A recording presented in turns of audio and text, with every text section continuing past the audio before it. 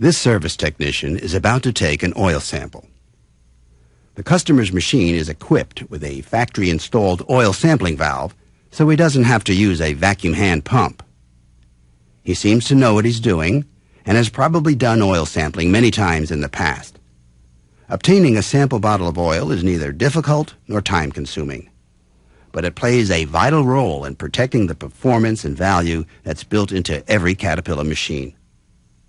An oil sample may spot serious problems such as dirt entry, contamination by fuel or coolant, or even that a bearing is beginning to fail due to fatigue. Consistent sampling permits the oil sampler to analyze trends. In order to be a useful and effective management tool, SOS analysis results must be timely and accurate. At first glance, it looked like the technician performed the sampling procedure correctly. However, upon closer observation, he has already made 5 careless mistakes that have most likely damaged the reliability of the sampling. Were you able to detect all 5 errors? We'll identify them later. Again, oil sampling is easy to do, but it's just as easy to make mistakes and do it the wrong way. This video will show you the proper method of taking reliable oil samples so that you can detect problems before they lead to costly repairs and downtime. We'll look at the oil sampling procedure on machines with and without factory-installed sampling valves. We'll also advise you of the importance of complete information about each sample in order to maintain proper consistency and information accuracy. Let's begin with the 4 factors that affect the contents of an oil sample. The first factor is lubricating oil. The oil used will obviously influence any sample. Poor quality, improper viscosity, and wrong API rating all affect analysis results. The second factor is outside contamination. The presence of dirt, fuel, water, or antifreeze signals trouble in any oil sample. The third factor is wear. This is caused by daily operating procedures, which produce an expected amount of normal wear particles. However, oil sampling can indicate premature or accelerated wear due to improperly installed or adjusted components. And the fourth factor is the condition of the used oil sample. The degree of oxidation or sulfation and the amount of soot in the sample are very important. Keep in mind that the length of oil change intervals and the amount of makeup or added oil between changes affect the condition of oil in the sample. Obviously, oil analysis is extremely important because it detects internal problems before they lead to failure. Therefore, it's equally important that an oil sample reflects the true fluid condition of a system's internal operation and not have its reliability damaged by accidental contamination during the sampling procedure. To avoid external contamination during oil sampling, never take oil from the drain stream, a waste oil container, a used filter, or filter housing. Most of the time, we cannot see particles that may have entered the oil taken during the sampling procedure. For example, airborne dirt, a strand of hair, or fine debris from a dirty shop rag can affect the particle count during oil examination and result in an inaccurate analysis. In this demonstration, look at how just 1/2 of a crushed aspirin tablet greatly affected an International Standard Organization, ISO, count during lab testing. Most new Caterpillar machines have oil sampling valves for each pressurized oil system, including engine, transmission, and hydraulic. Sampling by valve is more reliable because the sample comes from a consistent known location where the oil is well mixed and circulated and represents oil condition accurately. Caterpillar recommends that machine owners upgrade their older machines by having them retrofitted with oil sampling valves.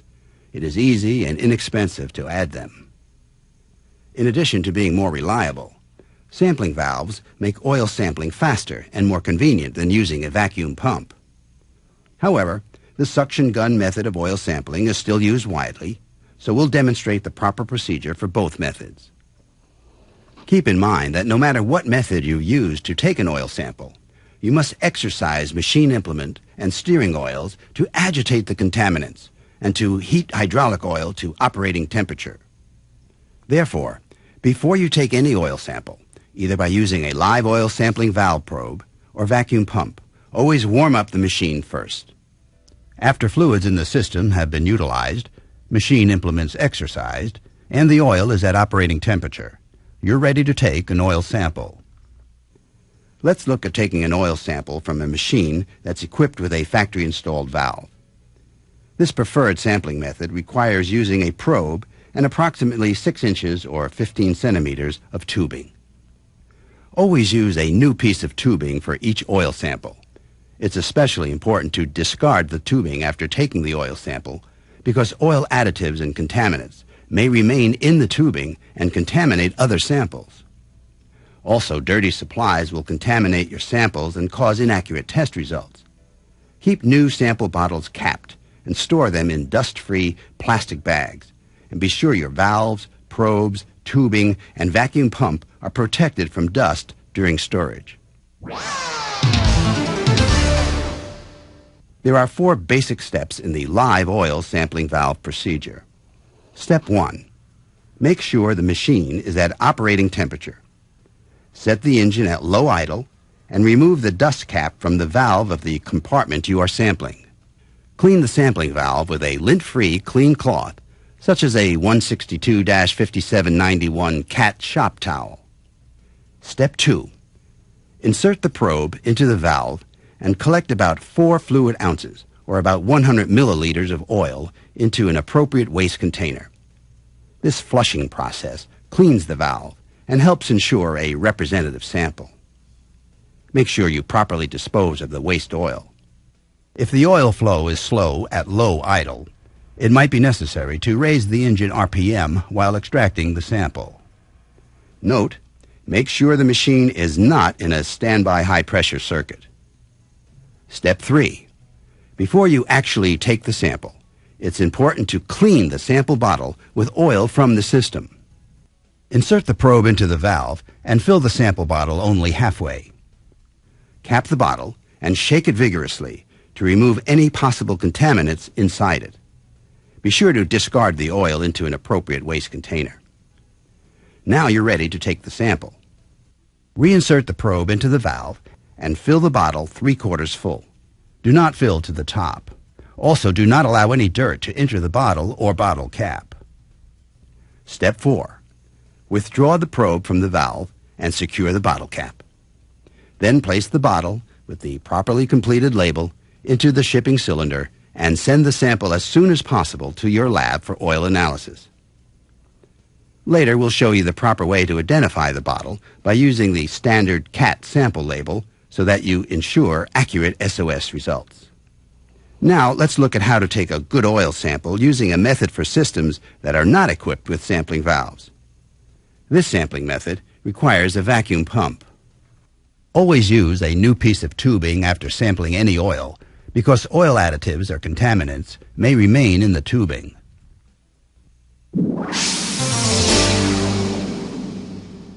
There are 5 basic steps in the vacuum extraction method of sampling. Step 1.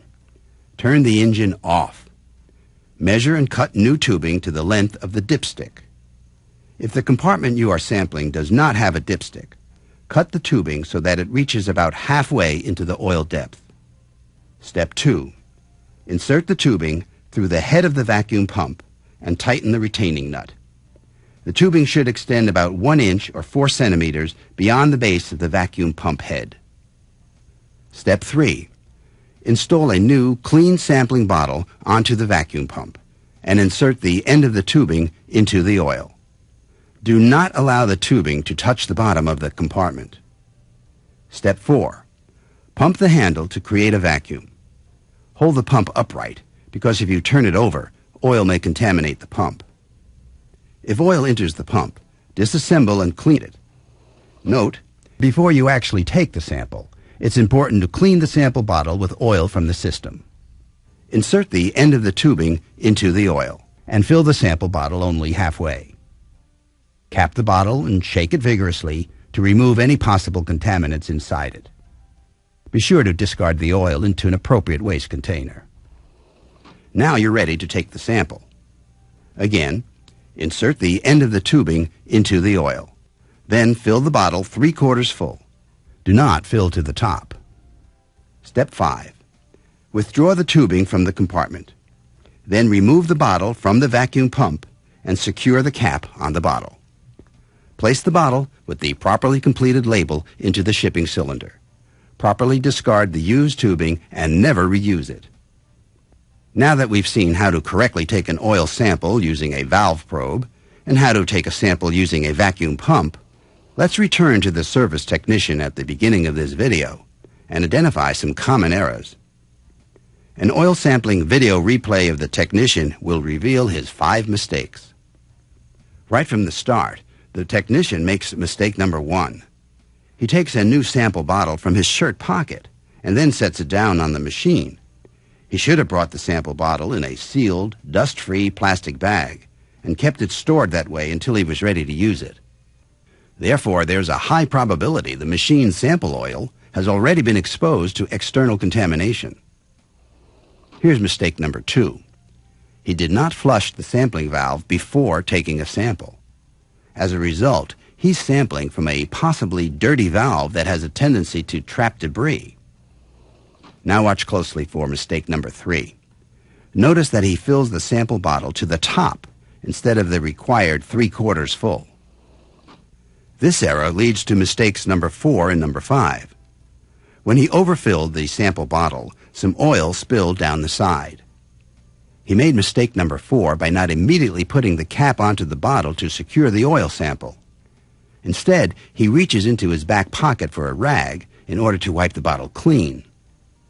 If failure to immediately secure the bottle cap didn't contaminate this oil sample, then using a dirty shop rag surely did.